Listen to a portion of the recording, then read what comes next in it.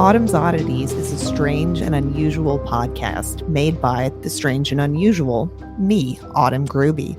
Each week, I'll be taking you through some of the creepiest cases true crime has to offer.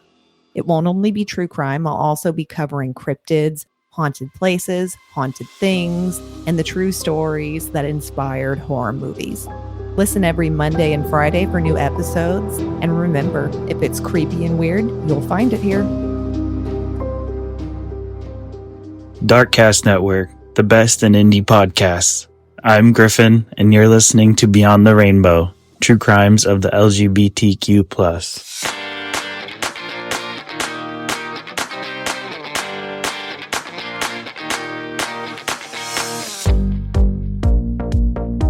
Hey, this is a true crime show and foul language is appropriate. Listen at your own discretion. Hey there, Rainbow Warriors, and welcome to Beyond the Rainbow, True Crimes of the LGBTQ+. I'm your sleepy but still here host, CJ. Sorry I had to take that extra week off, but it was really needed. And to be honest, I've been a little bit upset by a couple of reviews that I've received via Chartable on Apple Podcasts lately. I'll try to keep it quick, but I really need to just rant and vent a little. I am apparently pissing off people in Canada with my show, because I've received 2 very horrible reviews in just a couple of days of each other. One was from Sasha LSS in Canada, who calls me extremely judgmental for being LGBTQ. She says I'm not educated at all. And the other bad review was from Stacy J, who said that I sound like I'm telling a true crime story to a classroom of children. Because everyone knows that school teachers drop F-bombs when telling stories to kids. Personally, I find it highly suspicious that both of these came from apparently women in Canada just days apart. It's possible that it's the same person with 2 different accounts. It does make me wonder, however, if the people or the person behind it, if they're under the TERF ideology. It is reviews such as these that make me knee-jerk and want to quit doing this, even after coming off a wonderful weekend at the True Crime Fest in Portland. I've told you before I have no plans to quit doing my show, but getting reviews like these, ones that I can't respond back to, only via this podcast. And I mean, come on, let's face it, I'm sure they're not even regular listeners. But those kind of reviews, they hurt. And if you've been listening a while, you know that I try to be a good person and I only have the best intentions when I put out an episode. I know I've had conversations like this with other podcasters who have received a poor review and they feel exactly the same way. And it's because we put so much of ourselves into our shows. And then to have someone come off the cuff with a shit review and unkindly comments, it makes you question everything that you're doing. Here's an idea. If you don't like the show or me, just don't fucking listen. It's that simple. The real reason I believe it could be a TERFer or somebody that I upset with my content is because who honestly takes the time out of their lives to write a podcaster a shitty review? Unless they're trying to sabotage a show because they feel like they've been wronged by it, or by the host, or both. I believe TERFers are the only hateful people I've attacked recently on my platform, besides, of course, MAGA supporters. But these reviewers are supposedly from Canada, and I highly doubt that they care about the orange dude and his lovers. Many veteran hosts of podcasting truly believe that hateful reviews are a good thing. And it means that you're probably pissing off the right people. I think for my part, though, because they really do hurt my feelings, maybe I'm just too damn sensitive, I need to take on one of my favorite drag queens' mottos. Jinx Monsoon says, just let it roll off like water on a duck's back. And to Sasha LSS and Stacy J of Canada, you don't worry me. Karma's my best friend, and she's a much bigger bitch than the both of you combined. But since I can't respond on Apple Podcasts to Sasha, yes, I'm judgmental. I highly judge killers and alleged killers for the simple reason people who can't let others just live their truth and be happy, they suck assholes, and not in a good way. By the way, Sasha, you sound judgmental as well. Ms. Pot calling my kettle judgmental. As for being uneducated, I only have a high school education and some college. No, I don't have a degree. Does that make me uneducated? I don't think so. I read a lot. I've lived a lot. And just because I don't have a piece of paper that says degree from a 4-year college, it does not make me uneducated. I've lived life. Life has been my university. So don't come at me trying to discredit me until you've walked a mile in my shoes. For Stacy J., sorry I'm not monotone and boring enough for you to listen to. If I sound like I'm telling a true crime story to a classroom of kids, hey, I worked with kids for over 30 years. Perhaps it's rubbed into my podcast, but I'm not apologizing to you for my style. Once again, if you don't like me or my show, don't listen. Then I get a sweet warrior who just signed up to be a patron over on Patreon. Thank you, Angelica. You're a rock star, my friend. On our end of the month rides with a Patreon exclusive episode, you'll be riding the lavender and bluish hued beaut of a unicorn that we call Horizon. We started to call her Horror for short, but I don't think that was very good for her self-esteem. So we switched to calling her Zon when we're in a hurry. Her formal name is Horizon Meriwether Johnson I. Oh my goodness, you guys. The festival in Portland was so good and well organized. I'll definitely be attending another one of those. But the next one won't be until 2026 in Portland. Well, my Instagram friend and Rainbow Warrior Patrick H. DM'd me not too long ago, and he asked for a WTF episode. It took me a couple weeks to dig up some new material for it, but here we are with one of my favorite topics, along with some stories that left me saying, what the fuck? This WTF episode is themed Beatings and Hypocrites. And if it's all the same to you, I'd like to start with the beatings and the bashings. Let's get them out of the way first, and then we'll end with some anti-LGBTQ hypocrites. Did you guys know that the FBI has stated nearly 1 in 5 hate crimes is motivated by anti-LGBTQ bias, although other statistics claim it's actually like 1 in 3? That statistic was from 5 years ago, so I really wouldn't be surprised if the number is even higher today. In 2018, nearly 1,200 known hate crimes in the United States due to sexual identity were reported. 60% of those were gay men, and 12% were lesbians. Only 2.4% were trans folk and gender nonconforming people. I'm 100% positive that the percentage on trans folk and gender nonconforming people has become much higher in the past few years. The rest of the percentage were bisexual or heterosexual people and mixed groups of sexual identities. The heterosexual portion included people who were touted as standing up for their LGBTQ friends. Here's a big jump, though. A Gallup poll conducted in the U.S. in 2018 stated that 4.5 people identified as LGBTQ. This year of 2024, that Gallup poll states 7.6 people in the U.S. identify as LGBTQ+. That number has nearly doubled in 6 years' time. Either more people have decided to live their truths out loud, or more have realized that their sexuality and gender is much more fluid than they originally thought.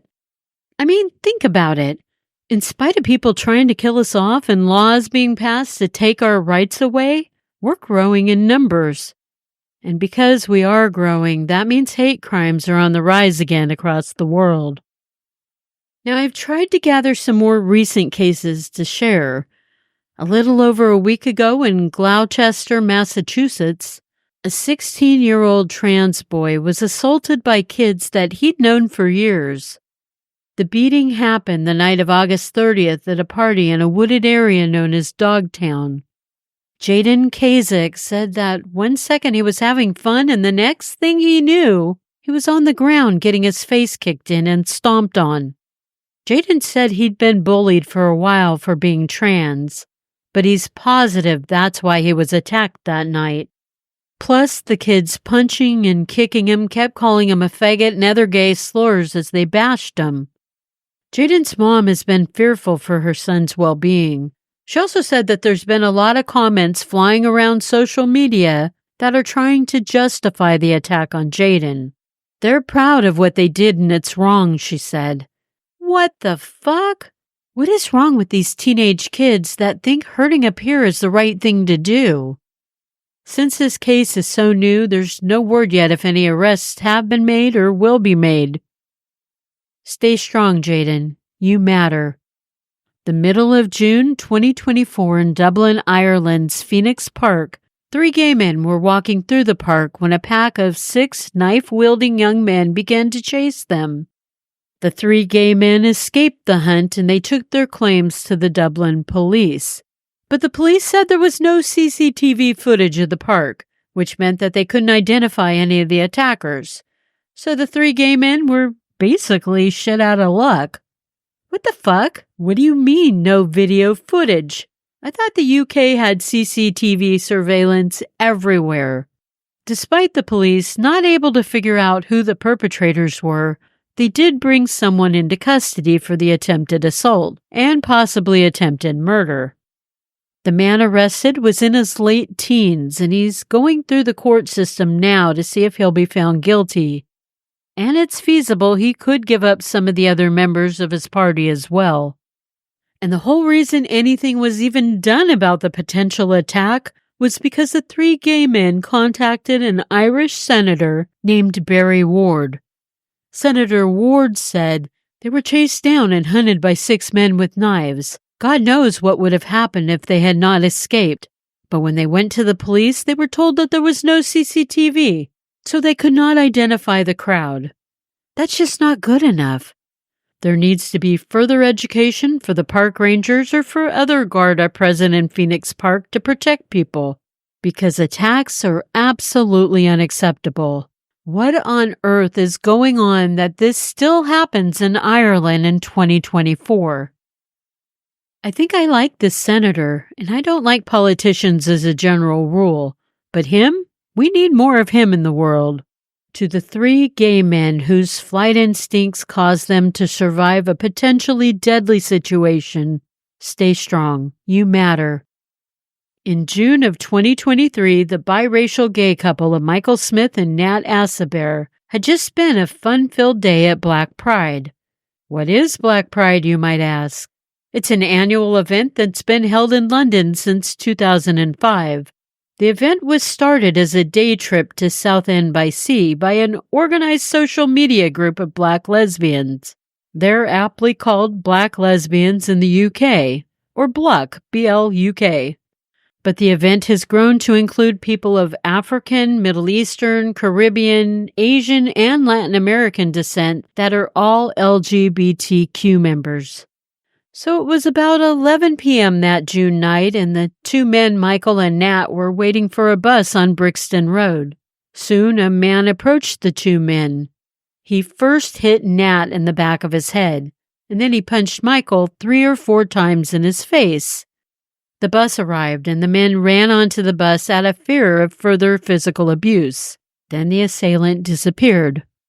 It wasn't until the couple were on the bus when they both realized the extent of Michael's facial injuries. He had blood all over his t-shirt, and he could taste blood in his mouth. His lip was split, requiring stitches, and he had a large abrasion on his chin. The assailant hasn't been found, and he's still at large. What the fuck? I'm not sure if I'm more surprised with all the CCTV cameras in England why the perpetrator hasn't been found, or if I'm more shocked that some random dude could just walk up to 2 men and quickly beat him up, using only his fists as a weapon, and then escape without any injury to himself. That's just odd to me. Stay strong, Michael and Nat. You matter. Well, get this. A park in Washington, D.C. called Meridian Hill Park, or Malcolm X Park, is a pretty well-known gay hookup place where gay men walk around and hook up with each other for a bout of consensual sex. Between 2018 and 2021, a 48-year-old man named Michael Pruden, he was pretending to be a federal park police officer. He'd approach men he thought were gay. He'd shine a flashlight in their face, give police directives, and then spray a chemical like mace in their eyes. Then he would physically assault them before he fled. What the fuck? Can you just imagine being in a park at night, expecting some sexual encounter, and then some guy shines a bright light in your face? You think he's a cop, and although you hadn't done anything wrong yet, this cop disables you and then beats the shit out of you, only to find out that this cop wasn't even a cop. Michael Pruden, who originally is a school teacher from Maryland, was arrested in July of 2022 in Norfolk, Virginia. He was charged with 5 counts of assault on federal land and impersonating a federal officer. His acts were considered hate crimes. Michael Pruden was sentenced to 10 years of incarceration. Stay strong to the 5 men who were attacked by Michael Pruden. You matter. The last what the fuck beating I have for you this episode happened on November 26th of last year in Miami, Florida. A lesbian, a trans woman, and their male friend were just walking on the street during nighttime. The Wynwood neighborhood is where they were walking, and that neighborhood is known for art galleries and just being colorful. A group of men began yelling lesbian slurs and profanity at the women. It wasn't long before 2 of the men separated from their group and they ran over to where the lesbian, the trans woman, and their male friend were, and they started to aggressively punch and kick the women. At this point, I'd like you to say it with me. What the fuck? The women's male friend tried to intervene and stop the assault, but he was not very successful. The video of the event showed him trying to pull the guys off the women, but he also seemed to be in fear of getting hurt himself for good reason. The fight subsided, and the women needed medical attention. One was hit so hard she fell unconscious on the sidewalk. The other received a hairline fracture of her jaw, and she wasn't sure if she was going to require surgery or not. They both felt targeted for living their truths. The 2 men who sparked the assault were found and they were arrested. 33-year-old George Estevez and 25-year-old Dakin Fernandez were charged with 2 counts of felony battery with prejudice. Should they be found guilty, and I think they should, they could each be sentenced to 15 years in prison for their crimes.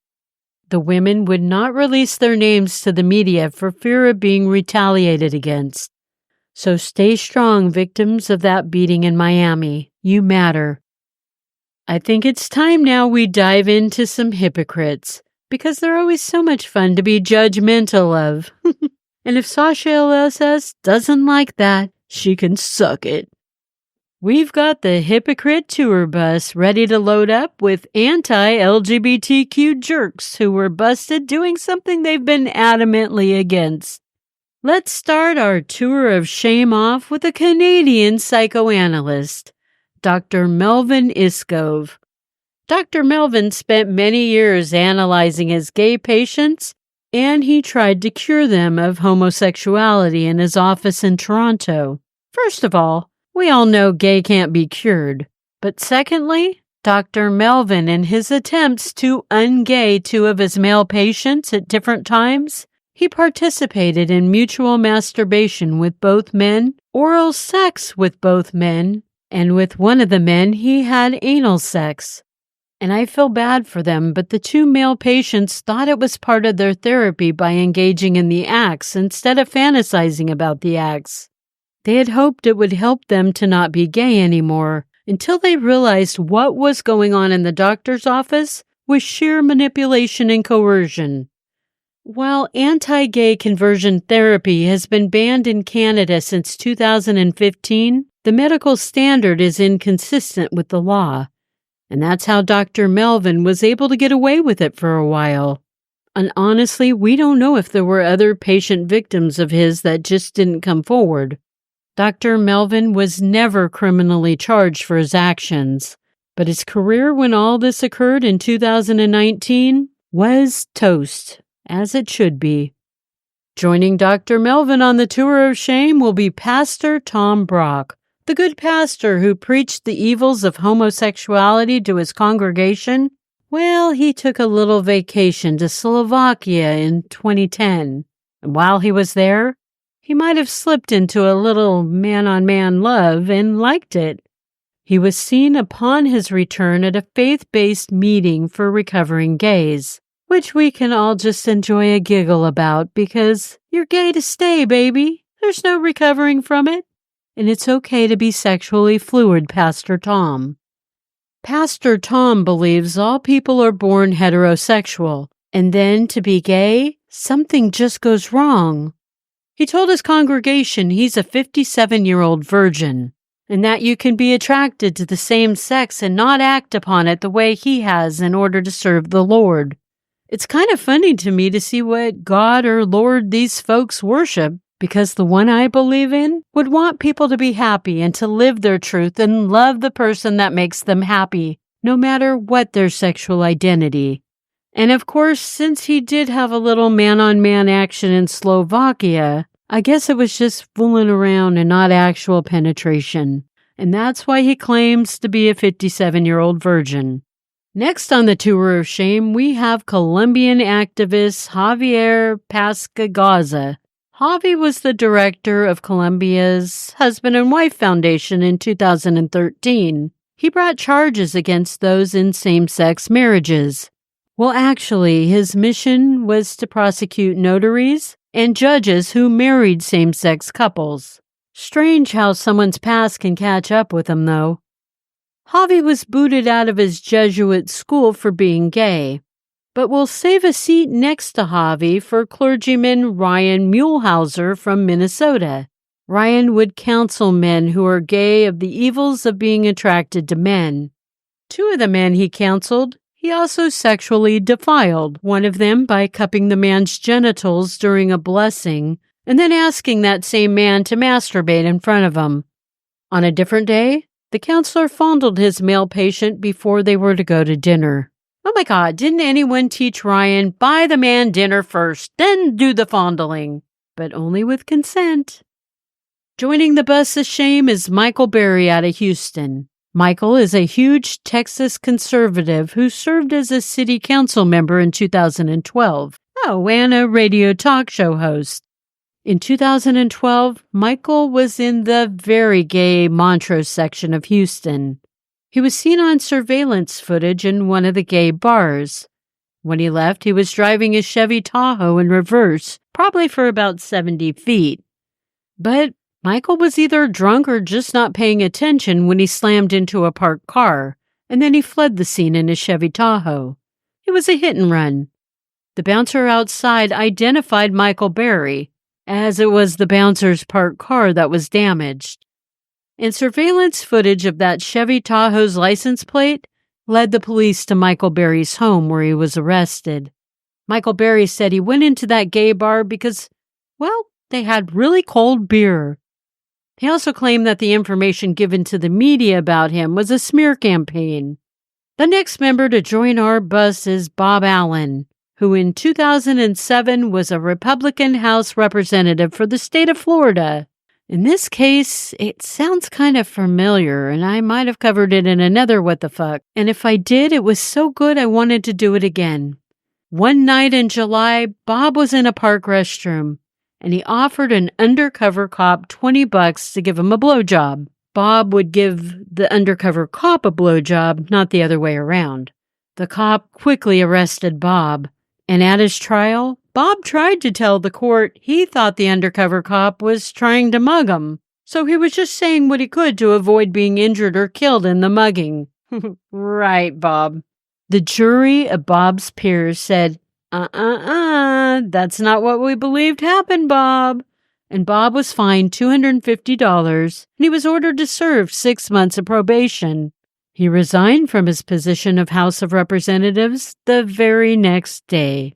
I think our last hypocrite we'll place on our tour bus of shame is Bruce Barclay. Bruce, who was once the commissioner of Cumberland County, Pennsylvania, and a staunch Republican supporter, Bruce carried with him into his position an anti-gay platform. But in 2010, Bruce would be arrested and found guilty of hiring male sex workers, having sex with them, and acquiring a large library of sex tapes. Sex tapes of he and these sex workers. But how did the police know to search Bruce's home? Well, it would seem a 20-year-old man came forward and said that Bruce had raped him. So the police were searching for evidence of the rape, and that's when they found the jackpot of sex tapes Bruce illegally filmed. Once again, proving to me, and most likely you, those homophobes who yell anti-LGBTQ sentiments the loudest, well, they're hiding shit. What the fuck? I love you, warriors. You matter.